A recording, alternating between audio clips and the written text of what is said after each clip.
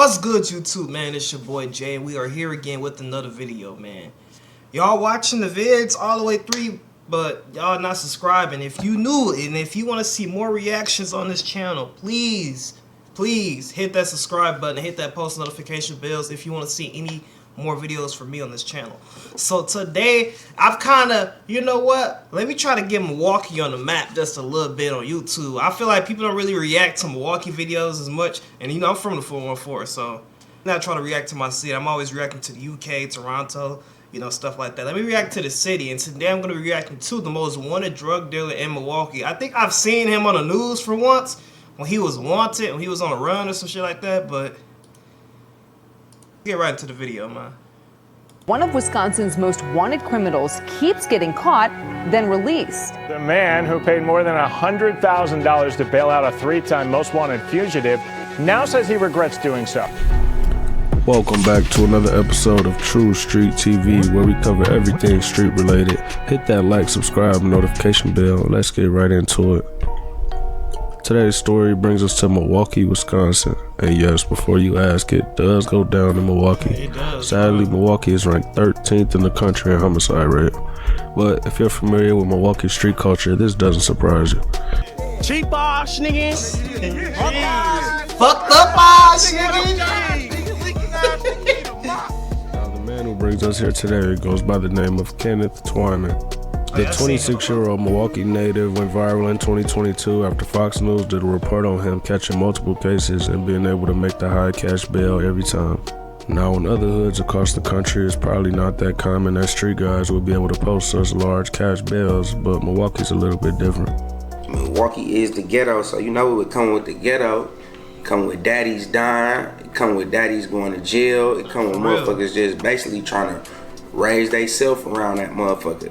Then the image is portrayed to be like they're like, okay, you in Chicago, maybe you a killer. You in Atlanta, maybe you want to scam or something like that. But the image is portrayed to be like, man, you gotta be a trapper, you gotta be a big hustler around that motherfucker. Twyman would fully embrace the Milwaukee street culture and begin hustling at an early age. He would end up being very popular and respected in the streets with the reputation of getting money. As we know, this usually doesn't end well, and Twyman's downfall will begin in 2018 when he took police on a high-speed chase. In 2018, police say Twyman led them on a high-speed chase, crashed into an SUV with a mother and two young children inside, then ran off into the darkness. Although Twyman got away on foot, he left behind drugs, guns, and his cell phones in the car. In one of the phones, police discovered a video of Twyman shooting a Glock with a switch attached out of the window of his car.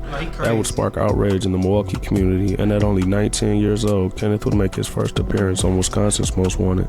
U.S. Marshals are asking for your help locating this 19-year-old Milwaukee man. Twyman knew he had to lay low after this incident and will spend some time in Arkansas before being tracked down by U.S. Marshals and brought back to Wisconsin to face his charges. So this is March of 2019. Twyman would see a Wisconsin courtroom and be charged with 5 felonies stemming from the high-speed chase in the previous year. The judge would place a $3,000 cash bail on Twyman, which the prosecutor felt was way too low. The state will put in a request for a bond increase, which would be denied in court, giving Twyman the opportunity to post bail and be back in the streets a few months later in June of 2019, where he would continue fighting the case and staying out of trouble. Up until July of 2021, he was charged with possession of THC and bail jumping out of Waukesha. He was then released again on a signature bond. Now, I know you're probably thinking what I'm thinking. Twyman is facing serious felonies and is out on multiple bonds. He's gonna lay low and stay out of the streets, right? Well, not exactly, because not only are the drug users considered addicts as they'll go through great lengths just to get a high, a drug dealer is just as addicted to the fast money and the lifestyle that comes with it. Rolling, race, pace, G's on me, nigga, through faces, 50s too, pink heads. Pink eye, pop it, pink tans. All on the news, slap the jacket.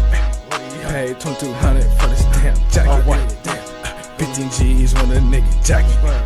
Big V8 motor when a nigga stabbing.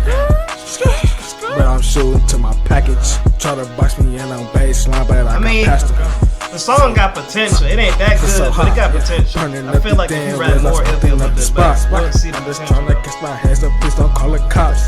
Pockets look so damn stiff, like I just carry rocks and shit. But I'm not, little bitch. These are not. Nah, that ain't it, y'all. Listen, man. You ain't fur coat. It got potential. Twyman will be released on a signature bond July 27th of 2021 and will go right back to selling drugs, fully indulged in the fast lifestyle. He would once again skip court, leading to an arrest warrant and the U.S. Marshals kicking in the door of his mother's apartment. Inside, they would find a stolen Glock, around $4,000, a large amount of weed, and he would shortly after be released on another cash bond, this time $7,500. I am going to follow the state's recommendation to set the $7,500 cash. That's a pretty substantial amount of bail, right? $7,500? Yeah. 4 days later, I don't want to be on that camera. this man, who identified himself as a family member of Twyman's, paid $7,500. Twyman would have a family member bond him out for these new charges and would be released January 12th of 2022, setting Twyman at a total of $12,500 posted in bond money. To most people, this would be a deterrent to commit more crimes, but Kenny was already knee-deep in the streets and had no plan of letting up. This brings us to a Thursday, April 14, 2022. Around 11:30 p.m., Milwaukee police were dispatched to a local Quick Mart with reports of a shooting.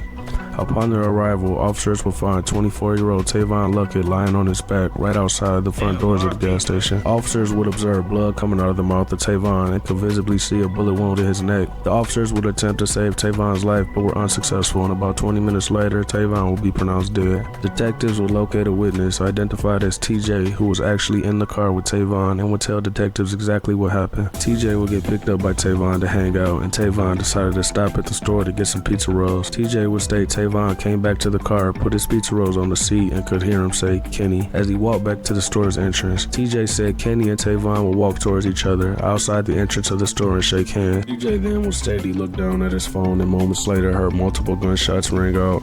He would duck down and then look out of the car's window, seeing Tavon lying on the ground and Kenny standing a few feet away from him with the gun in his hand. He would also state he seen Twyman jump into a gray Infiniti, which would speed off into the night. He would call 911 to report his friend being shot, and the next day would pick Twyman out of a photo lineup, identifying him as the shooter. Twyman, knowing he just made a huge mistake, would go on the run and hire the best legal counsel he could find in Wisconsin, a lawyer named Mark Richards, who gained massive popularity after representing Kyle Rittenhouse after he was charged with murder for the event known as the Kenosha unrest shooting. Following the highly criticized police shooting of Jacob Blake, Kyle would be acquitted on all the charges, leading him to walk free and leading Mark Richards to be one of, if not the most famous defense lawyers in Southeast Wisconsin.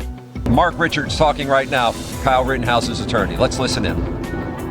And to say that we were relieved would be a gross misunderstatement. Though it's not disclosed, we can assume Twyman would have to pay a massive fee for this attorney, given he has pending murder charges along with all the other cases he's still fighting. Richards would show up to court for Twyman, although Twyman was a no-show and was once again on the run. An arrest warrant would be issued, and within 10 weeks, Twyman was found by the U.S. Marshals hiding out in Oak Creek, Wisconsin, and that would be Twyman's last day as a free man for a very long time. The judge would give Twyman a $100,000 cash bond for the murder and another $12,500 bond for the previous cases he bail jumped on. A few months later, a man by the name of Richard Stulo, a local drug dealer who owns a construction company, would pay the $112,500 for Twyman to be released, but not before Twyman was sent back to Waukesha to face pen and drug charges. This is somewhat odd. I have somebody who qualifies for public defender representation, but is literally sitting on $125,000 worth of cash.